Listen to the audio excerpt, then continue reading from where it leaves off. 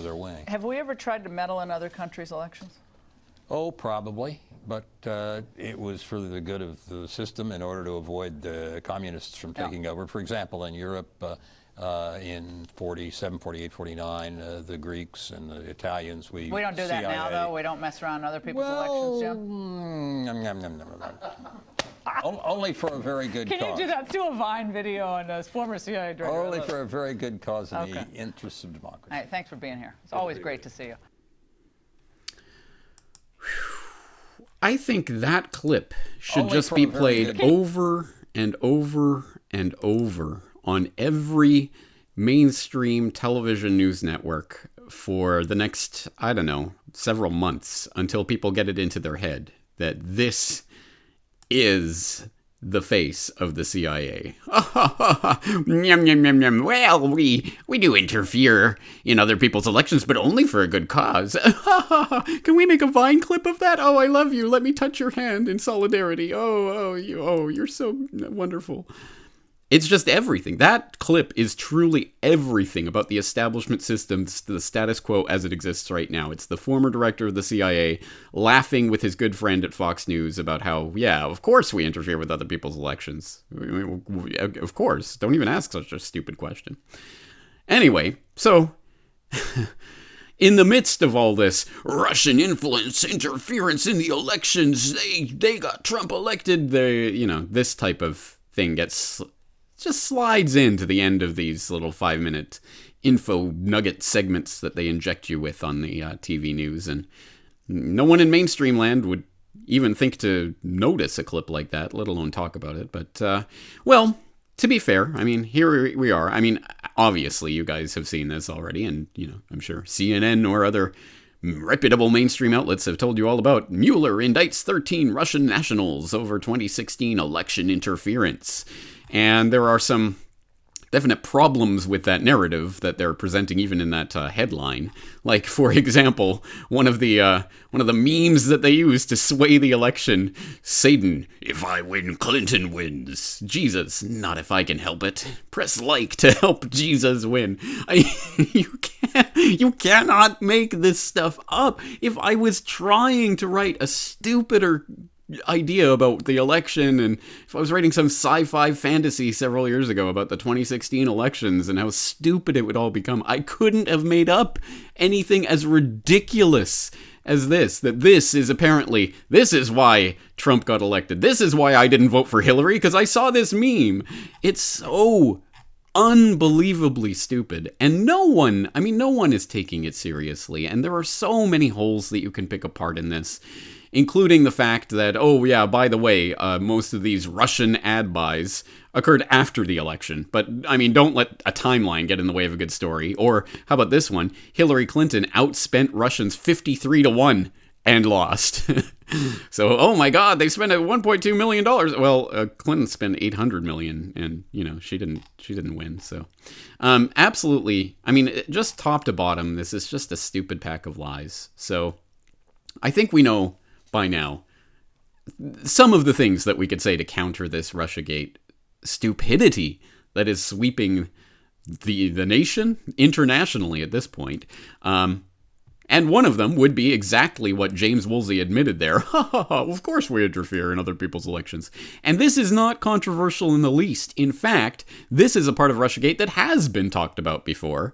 Although not enough, not stressed enough, but yes, I mean, even Channel 4, America's long history of meddling in other countries' elections, or the LA Times, the U.S. is no stranger to interfering in the elections of other countries, or NPR, database tracks history of U.S. meddling in foreign elections, or Washington Post, the long history of the U.S. interfering with elections elsewhere. This is not controversial in the least. America has time and again, by far and away, the large majority of interference in elections over the past half century have been the U.S. interfering in elections. According to the research of this Carnegie Mellon researcher, there were 117 partisan electoral interventions between 1946 and 2000. That's around 1 of every 9 competitive elections held since the Second World War. And the majority of these, almost 70%, were cases of U.S. interference. But it gets worse. These are not all from the Cold War era. 21 such interventions took place between 1990 and 2000. of which 18 were by the U.S. 18 of 21 U.S. meddling in foreign elections in the 90s. And that's just from this database. And, how much can you really trust Don Levin and his database, and how accurate is it? And could you, I'm sure there are things to be contested with that data. But at any rate, it paints the broad picture that the vast majority of election meddling is done by the U.S. So that's the part of Russiagate that, as I say, isn't even, it's not even conspiracy theory, corners of the internet. It is as mainstream as it gets, and widely acknowledged and admitted, but hey, that doesn't matter. American exceptionalism, when we interfere, it's for good reasons. But when Russian-connected sites interfere in the election, or Russian-connected forces in any way do anything, then oh boy, then there's some reckoning. But this is the part of Russiagate that I don't think is really talked about. Nearly enough, anyway. I haven't seen it really discussed very much. Here's a tweet from Aaron Mate. Damn you Russian bots with your widely read mainstream sources and your factual accuracy, referring to a Washington Post headline.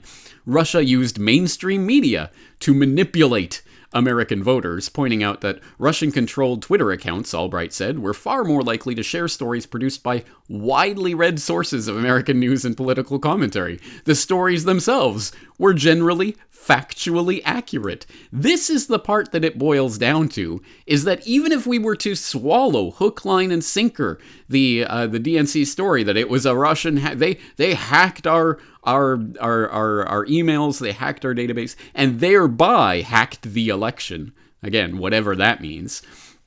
The only thing they are saying is these dastardly Russians have shown the people the truth, the actual real truth about what we were saying to each other. That is the point of all of this. It's the truth.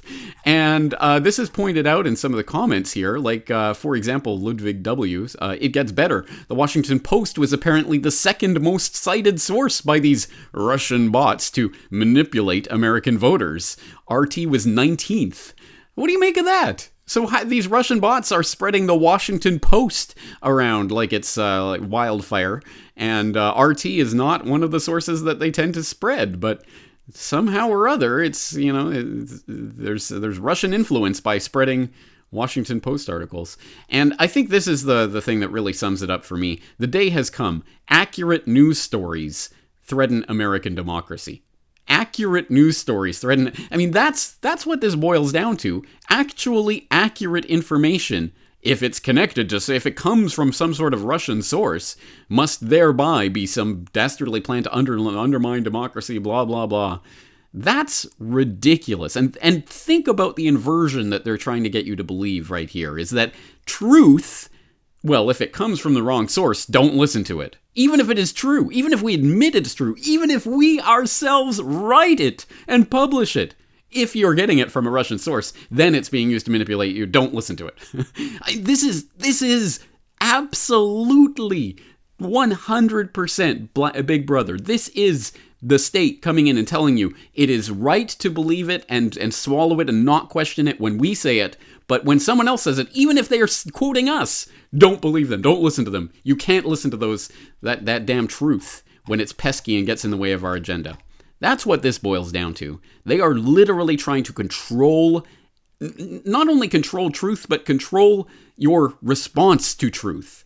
And that is, if they accomplish that, and they already have, as I'm sure many of my American listeners know from their daily conversations with the indoctrinated people out there, they already have, to a large extent, convinced people 100% hook, line, and sinker to go along with this. If you're hearing this from a Russian-connected source, whatever that means, and keep in mind, the lords of what is and what is not propaganda have deemed the Corbett Report Russian propaganda, despite the fact that I'm not Russian, I have no Russian contacts, no Russian sources, I've never set foot in Russia, I'm not on Putin's payroll, but what I say is in line with Kremlin's foreign policy because it's against NATO and NATO imperialism. My God, this is just, it's absolutely outrageous. And this is what it boils down to. They are controlling not only the truth, but your reaction to truth. And unless we work with all our might to expose this and undermine these psychological operations that the mainstream media, in conjunction with their friends at the CIA, are trying to run on you right now, it's game over. It's game over because so many people are falling for it right now. Anyway, that's the perspective I wanted to bring to this Russiagate nonsense and hype. James Corbett, CorbettReport.com.